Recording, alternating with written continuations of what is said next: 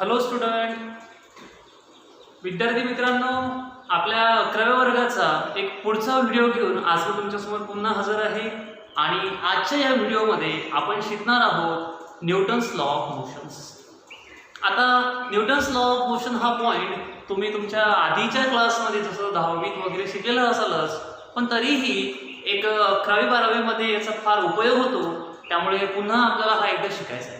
आपल्याला सिलेबसमध्ये पण हा 11वीच्या हा पॉईंट आहे आणि त्यामुळे स्टार्टिंगलाच हा पॉईंट आपण घेऊन कंप्लीट करणार आहोत की जेणेकरून जेव्हाही या पॉईंटचा आपल्याला उपयोग होईल हा आपल्याला व्यवस्थितरित्या आला पाहिजे. मग आता न्यूटन्स लॉ ऑफ मोशन आपण शिकणार आहोत. म्हणजे आपल्याला याच्यामध्ये काय शिकायचं आहे तर न्यूटन्सने जे 3 लॉज दिलेले आहेत की जे कोणत्याही रेस्टमधल्या किंवा मुव्हिंग बॉडीला ॲप्लिकेबल होतात, ते 3 लॉ आपल्याला शिकायचे. तर डिटेलमध्ये आज आपण न्यूटन्स लॉ ऑफ मोशन हा पॉईंट शिकू. मग आता बघा, समजा हे लॉ शिकण्याआधी आपण एखादा एक्झाम्पल घेऊ आणि त्यावरून आपला पहिला लॉ जो आहे तो आपण कन्क्लूड करू. ॲक्च्युअलमध्ये न्यूटन्स लॉ ऑफ मोशनचे 3 लॉज आहेत. किती लॉ आहे? 3. मग 1, 2 आणि 3 अशा प्रकारे आपल्याला करायचे आहे. 3ही लॉ एकमेकांवरती डिपेंडंट आहे. एकदम इझिली काही वेळानंतर तुम्हाला हे लॉ समजून जाईल. आता बघा, पहिलं लॉ समजण्यासाठी आपण काय करू तर समजा बघा, उदाहरण पाहू की आपल्या सराउंडिंगमध्ये ज्या वस्तू आहेत.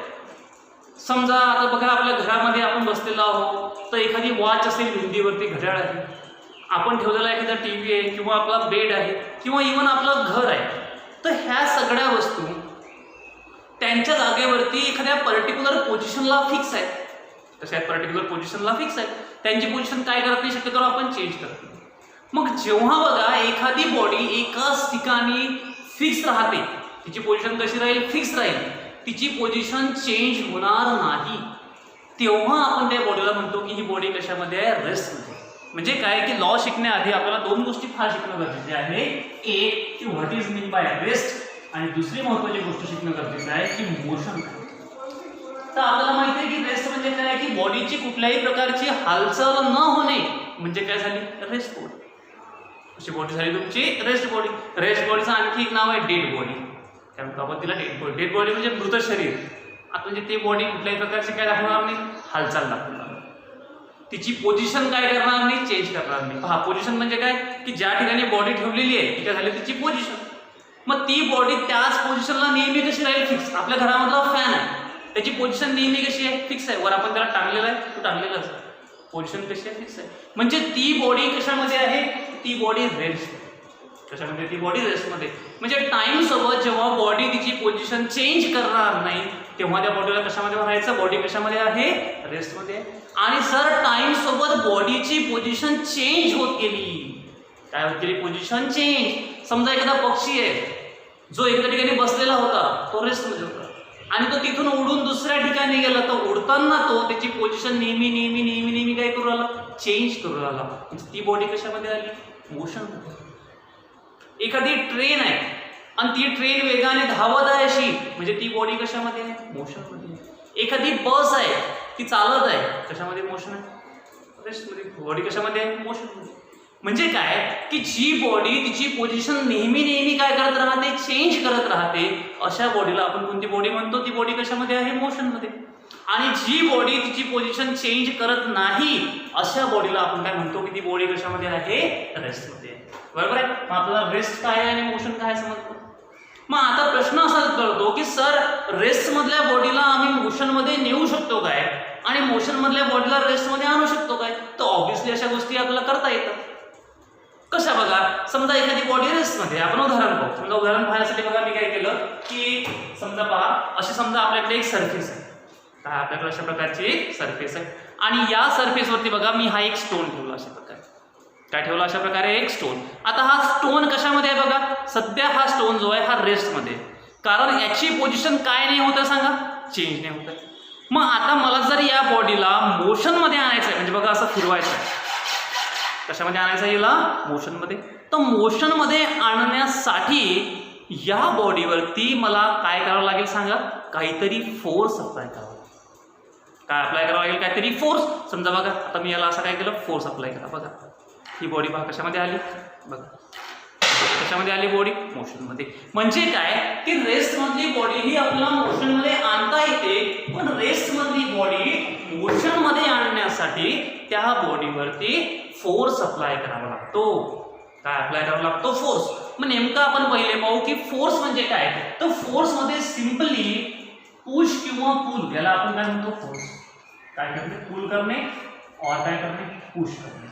पुल म्हणजे असं ओढणे, पुश म्हणजे काय करणे? ढकलणे. आपण दरवाजा उघडतो, बंद करतो, म्हणजे दरवाजावर काय अप्लाय करतो आपण? फोर्स अप्लाय करतो.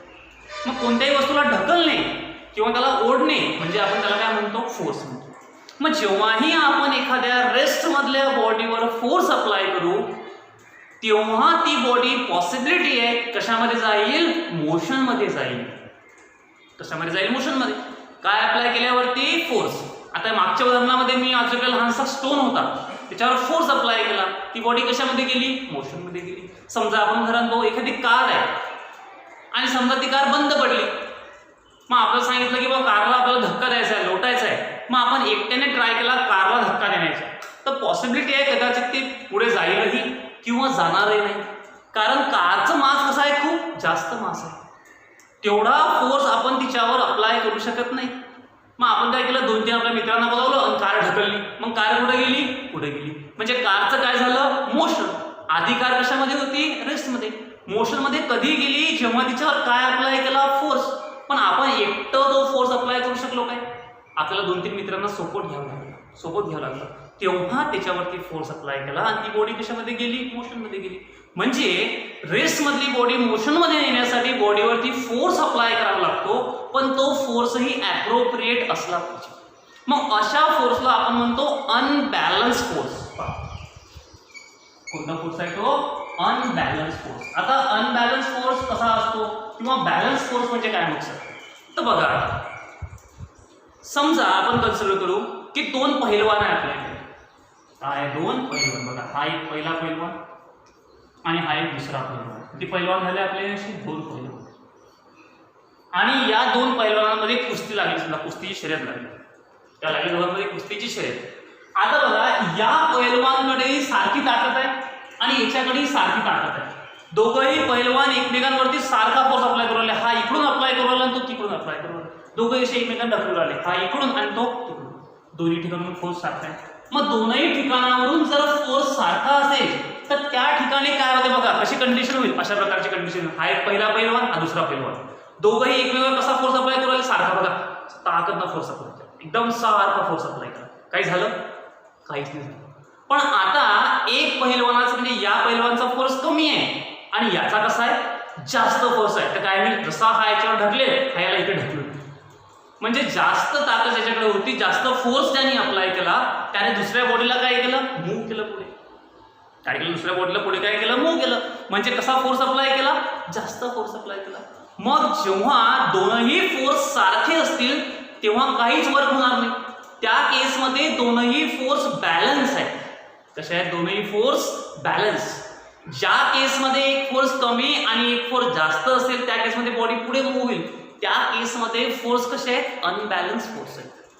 कसे फोर्स आहेत त्या केसेसमध्ये? अनबॅलन्स. मग तसा आपल्याला कोणता फोर्स अप्लाय करावा लागेल गाडीवरती? Unbalance force. म्हणजे बघा, पहिले गाडी वजनदार आहे, आपण इकडून खूप फोर्स अप्लाय केला, पण गाडीचं मास जास्त होतं, त्यामुळे आपण त्याला ढकलू शकलो नाही.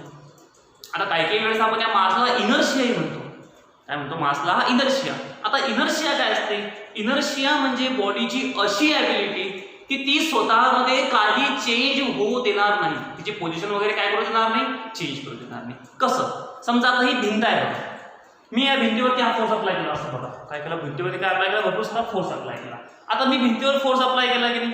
मग कोणत्याही रेस्ट मधल्या बॉडीवर जेव्हा आपण फोर्स अप्लाय करू, आपला एक नियम आहे समजा, किंवा आपल्याला वाटते किंवा ती रेस्ट मधली बॉडी कशामध्ये गेली पाहिजे? मोशन मध्ये. समजा ही रेस्ट मधली बॉडी होती, फोर्स अप्लाय केला, बॉडी कशामध्ये गेली तुमची? मोशन मध्ये गेली. पण भिंतीवरती मी जेव्हा फोर्स अप्लाय केला, मला सांगा भिंत मोशन मध्ये गेली काय? कारण या भिंतीचा इनर्शियल फोर्स जास्त आहे. हिची जी इनर्शिया आहे हे कसं आहे? जास्त आहे. आपण अप्लाय केलेल्या फोर्सला ती काय करू राहिली? अपोज करू राहिली. अनबॅलन्स फोर्स क्रिएट झाला. भिंतीचा फोर्स जास्त आहे, आपला कसा आहे? कमी. मग कोणत्याही बॉडीला रेस्ट मधून मोशन मध्ये नेण्यासाठी त्या बॉडीवरती एक्सटर्नल अनबॅलन्स फोर्स अप्लाय झाला पाहिजे. कसा फोर्स अप्लाय झाला पाहिजे? एक्सटर्नल. आणि कसा असला पाहिजे तो? इनबॅलन्स. म्हणजे त्या बॉडीचं जेवढं इनर्शिया आहे त्यापेक्षा आपण अप्लाय केलेला फोर्स कसा असला पाहिजे?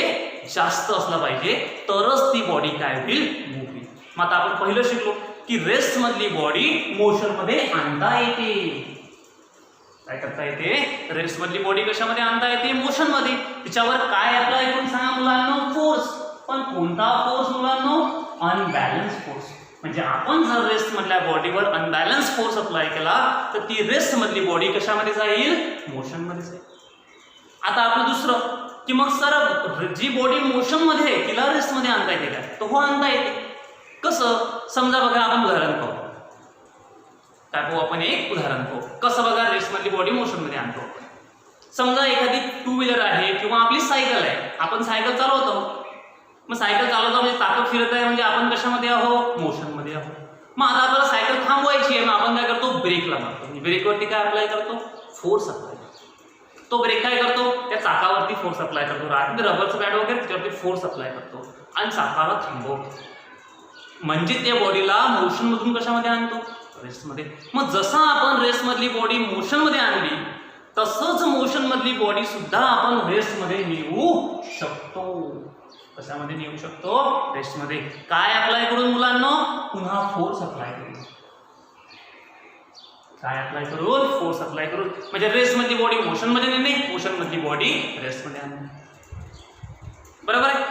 आता बघा, मग सर आपण रेस्ट मधली बॉडी मोशन मध्ये नेऊ शकतो, मोशन मधली बॉडी रेस्ट मध्ये आणू शकतो. तर यावरूनच आपल्याला या सगळ्या कन्क्लुजन वरून न्यूटन सरांचा पहिला नियम घ्यायचा.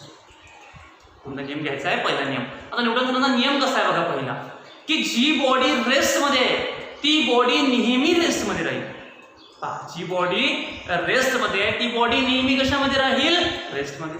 किंवा जी बॉडी मोशन मध्ये आहे ती बॉडी नेहमी कशामध्ये राहील? मोशन मध्ये राहील. बघा नियम कसा आहे. रेस्ट मधली बॉडी रेस्ट मध्ये राहील, मोशन मधली बॉडी मोशन मध्ये राहील. करून पाहू. आपलं घर रेस्ट मध्ये आहे, कालही रेस्ट मध्ये होतं, आजही रेस्ट मध्ये, उद्याही रेस्ट मध्ये राहील. कारण बॉडी कशामध्ये आहे? रेस्ट. आपली अर्थ सनच्या भोवती फिरू राहिली, कोणतं मोशन आहे? मोशन आहे, सर्क्युलर मोशन होतं, मोशन मध्ये आहे. तर नेहमी काय होतं? सनच्या भोवती फिरत राहील.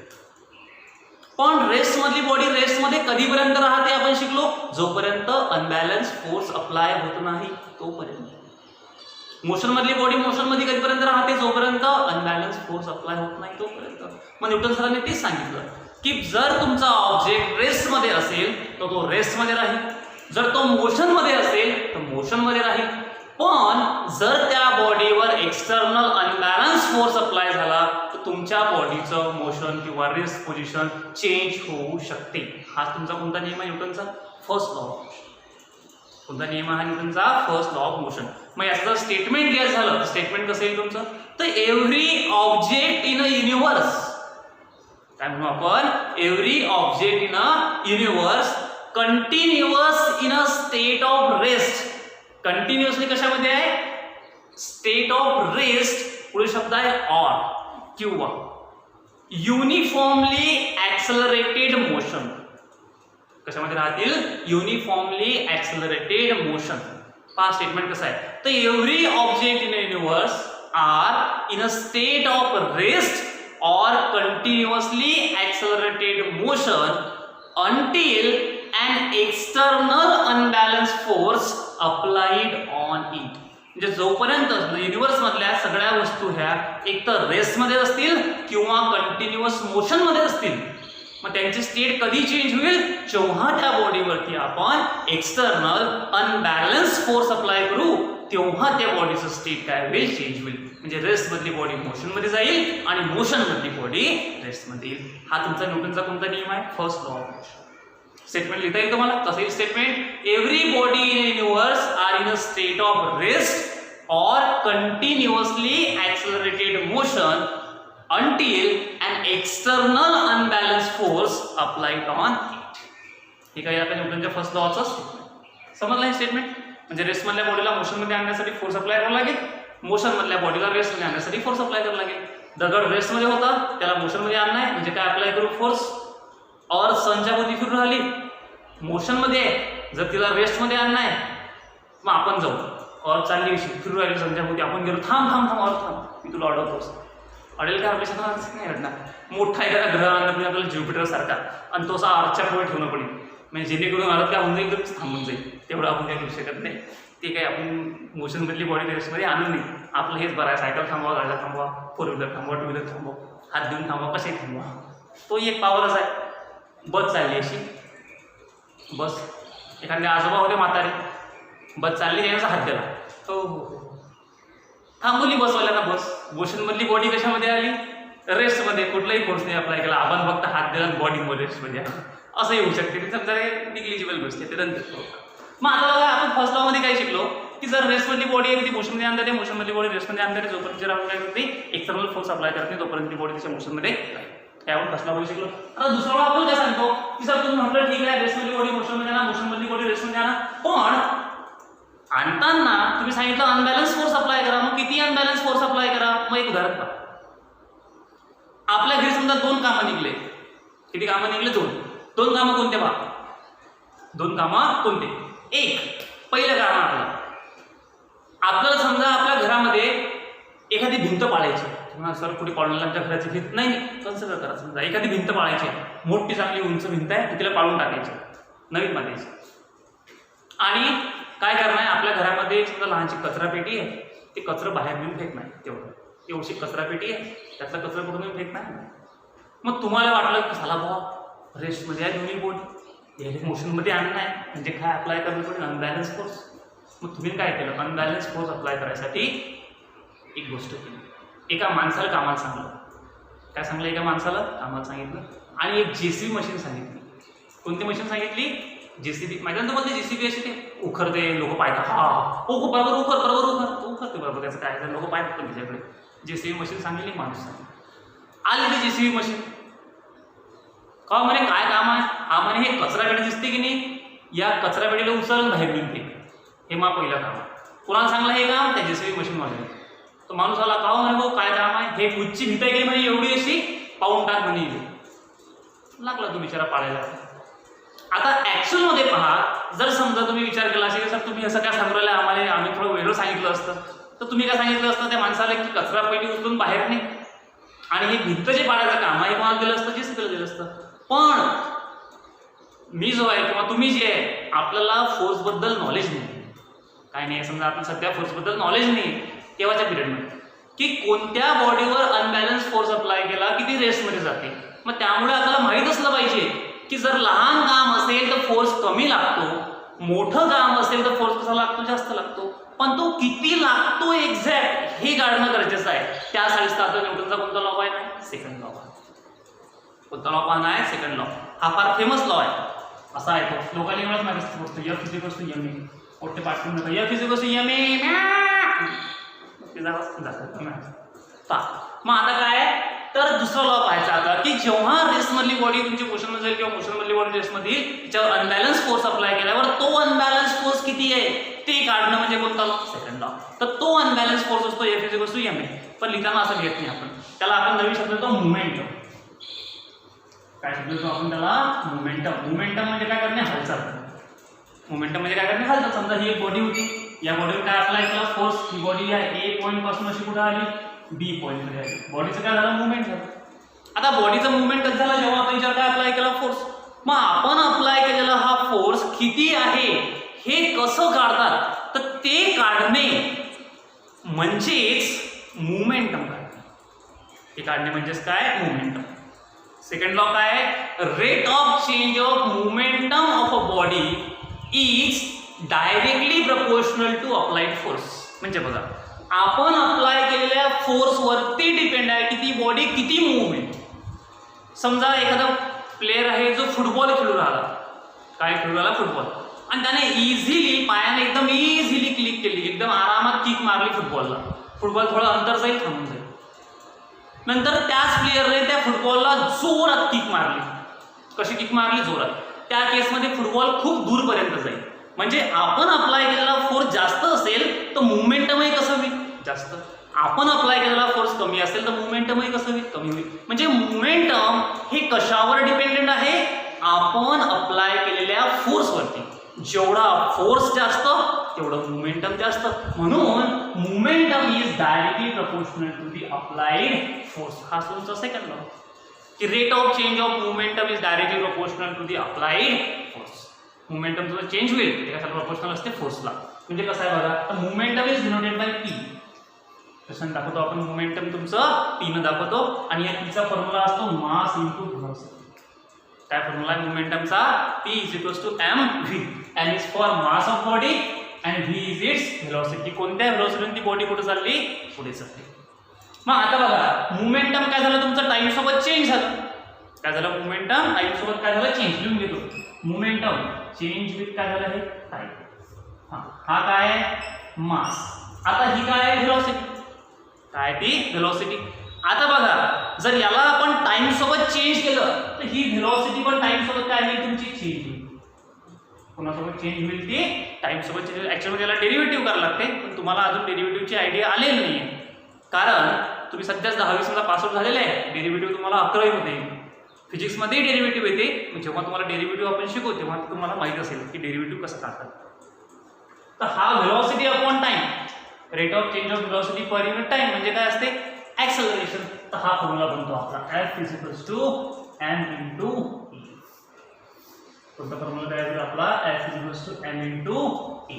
म्हणजे force is equals to mass into acceleration. म्हणजे कोणत्या बॉडीवर किती फोर्स अप्लाय करावा तर ते दोन गोष्टीवर डिपेंड असते. एक त्या बॉडीचं मास आणि दुसरं त्या बॉडीचं ऍक्सेलरेशन. काय? त्या बॉडीचं ऍक्सेलरेशन. या दोन गोष्टीवर डिपेंड करेल की आपण त्या बॉडीवरती किती फोर्स अप्लाय केला पाहिजे. जसं आपण पाहतो क्रिकेटमध्ये आपण एखाद्याकडे बॉल फेकतो. असं काय फेकतो? बॉल. तर आपलं गेसिंग असते की त्या बॉलवरती किती फोर्स अप्लाय करावा जेणेकरून तो बॉल त्या तिकडच्या फिल्डरकडे जाईल. जर फिल्डर दूर असेल तर आपण असं मागे हात करून बॉल फेकतो म्हणजे जेणेकरून बॉल तिथपर्यंत गेला पाहिजे. त्याच्यावरती काय अप्लाय करतो? फोर्स. आणि तो बॉल तिथपर्यंत समजा पोहोचतो एक्झॅक्टली. आपल्याला सवय झालेली असते ते फेकण्याची लहानपणापासूनची. म्हणजे आपण त्या बॉडीवर काय अप्लाय केला? फोर्स अप्लाय केला. कसा? तर त्या फोर्ससाठी आपण त्या बॉडीचा मास पाहिजे माहिती आणि काय पाहिजे? ऍक्सेलरेशन. काय माहिती पाहिजे? ऍक्सेलरेशन. उदाहरण पहा, तुम्ही रबरी बॉल फेकायचा झाला कमी फोर्स लावावा लागेल. प्लास्टिकचा हलका बॉल आहे आणि तो फेक नाही, कसा फोर्स लावावा लागेल? जास्त फोर्स लावावा लागेल. बरोबर आहे. म्हणजे कशावर डिपेंड करतो तो? मासवर आणि कशावरती? ऍक्सेलरेशनवरती. या दोन गोष्टीवर काय डिपेंड करतो? फोर्स. आता आपण किती नियम शिकलो? 2 नियम शिकलो. पहिला, रेसमधली बॉडी रेसमध्ये जाईल, मोशनमधली बॉडी मोशनमध्ये राहील. रेसमधली बॉडी मोशनमध्ये आणता येते, मोशनमधली बॉडी रेसमध्ये नेता येते. त्याच्यावर काय अप्लाय केल्यावर? एक्सटर्नल अनबॅलन्स फोर्स अप्लाय केल्यावर. हा तुमचा नियम झाला पहिला. दुसरा, जो फोर्स अप्लाय करू राहिला तो फोर्स काय असला पाहिजे? तर फोर्स असला पाहिजे तुमचा मोमेंटम एवढा. म्हणजे F इज इक्वल्स टू किती? m into a. हा कोणता नियम आहे? दुसरा नियम आहे. आणि तिसरा आणि शेवटचा जो नियम आहे तो आहे की जेव्हाही आपण एखाद्या बॉडीवरती कुठलाही फोर्स अप्लाय करू, काय करू? एखाद्या बॉडीवरती थोडाफार फोर्स अप्लाय करू तेव्हा ती बॉडी आपल्याला काही ना काही त्या फोर्सच्या मोबदल्यामध्ये रिॲक्शन देईलच. काय देईल? रिॲक्शन देईल. कशी? समजा आपण काय केलं बघा, ही जमीन आहे आपली, एक बॉल घेतला असा आणि या बॉलला आपण टाकला असं खाली टाकलं. म्हणजे बॉलवरती वरून फोर्स अप्लाय केला. बॉल कुठे सांगा? असं खाली. रबरी बॉल आहे समजा. मग बॉल जेव्हा जमिनीवर पडेल, जमिनीवर पडल्यावर बॉल पुन्हा कुठे येईल? वर उसळी खाऊन वर येईल. मग आपण बघा या बॉलवरती केली होती ऍक्शन. काय केली होती? बॉलवरती आपण ऍक्शन त्यावरती फोर्स अप्लाय केला. याच्या रिस्पॉन्स मध्ये बॉलने आपल्याला काय दिली? रिॲक्शन दिली. काय दिली? बॉलने आपल्याला रिॲक्शन. म्हणजे ऍक्शन आणि काय आहे? रिॲक्शन. तिसऱ्या नावाचा लॉस आहे, law of action and reaction. काय लॉचं नाव? ऍक्शन आणि रिॲक्शन. तर ऍक्शन आणि रिॲक्शन काय असतं? तर जेव्हाही आपण एखादी ऍक्शन करू त्याचं काही ना काही रिॲक्शन होईलच. आणि नेहमी लक्षात ठेवा ऍक्शन आणि रिॲक्शन नेहमी इक्वल असतील. कसे असतील ऍक्शन आणि रिॲक्शन? नेहमी इक्वल. असं न्यूटनचं म्हणणं आहे. जेव्हा आपण लिमिटेशन जर शिकलो याच्या तर ऍक्च्युअलमध्ये action is not always equals to reaction. Equal नसतात पण आपण त्याला कन्सिडर करतो. काय कन्सिडर करतो? की ऍक्शन आणि रिॲक्शन कशा इक्वल आहे. मग तिसरं लॉ काय आहे? तर every action has equal and opposite reaction. कशी असेल ऍक्शन आणि रिॲक्शन? इक्वल आणि एकमेकांच्या अपोजिट. बघा आपण ऍक्शन केली खालच्या डायरेक्शनने, बॉल वरच्या डायरेक्शनने. म्हणजे ऍक्शन आणि रिॲक्शन सारखी आहे पण एकमेकांच्या कशी आहे? अपोजिट. तसे एकमेकांच्या अपोजिट. म्हणजे जेवढी आपण एखाद्या बॉडीवर ऍक्शन करू त्याच्या रिस्पॉन्समध्ये आपल्याला तेवढीच रिॲक्शन भेटेल पण ते नेहमी एकमेकांच्या कशा असतील? अपोजिट असतील. कसे राहतील? नेहमी एकमेकांच्या अपोजिट.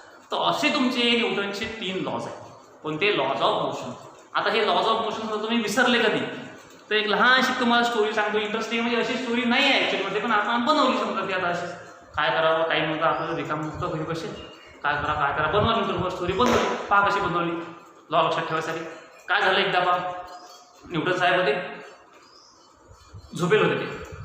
काय करले होते, झोपेल होते म्हणजे कशामध्ये होते, रेस्ट, आराम. कशामध्ये होते, रेस्ट. त्याच्या बायकोनं आवाज दिला त्याला, उठा. ठीक आहे, उठते नाही का, उठा नाही, उठलेच नाही. म्हणजे पहा बॉडी रेस्टमध्ये, पहिल्याला आठवा तुम्ही, बॉडी रेस्टमध्ये. त्याची बायको आवाज झाली, उठा, हे उठले नाही. शेवटी काय करते बायको, घेतला झाडू हाती. काय घेतला हाती, एकद्याला ठेवून न्यूटनवर काय अप्लाय केला, फोर्स. जसा त्या रेस्ट बॉडीवर फोर्स अप्लाय झाला तशी ती रेस्टमधली बॉडी आतून निघून फेकून डायरेक्ट वर मोशन. म्हणजे रेस्टमधली बॉडी कशामध्ये आली, मोशन. काय अप्लाय केल्यावर, फोर्स अप्लाय. बरोबर, पहिला लॉ प्रूव्ह झाला आपला, किंवा रेस्टमधली बॉडी मोशनमध्ये आणता येते, पण रेस्टमधल्या बॉडीवर काय अप्लाय करावं लागते, फोर्स अप्लाय करावं लागते.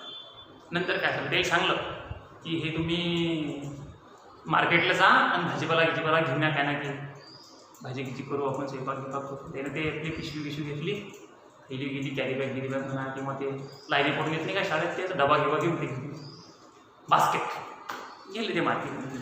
त्यानं मस्त आपलं भेंडी पालक गेलं, सांबार आपलं काय भेटते काय सांगा, आपल्याकडे तेच भेटते. ते घेतलं आले. रस्त्यानं काय झालं, त्याला एक स्टॉप लागला असा, गार्डनमध्ये बसले त्यांनी ते बास्केट साईडला ठेवून गेले, बसून राहिले.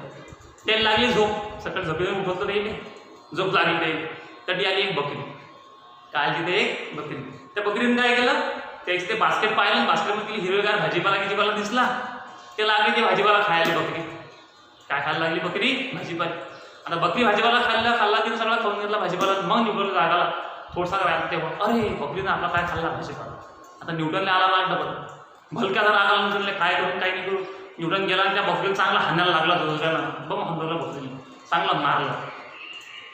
आता बकरी बिचारी काय मार खाऊ राहिली, पण बकरी अशी चालाक होती जशी, तिथं कल्ला केला बकरीनं. काय केला, बकरीनं कल्ला.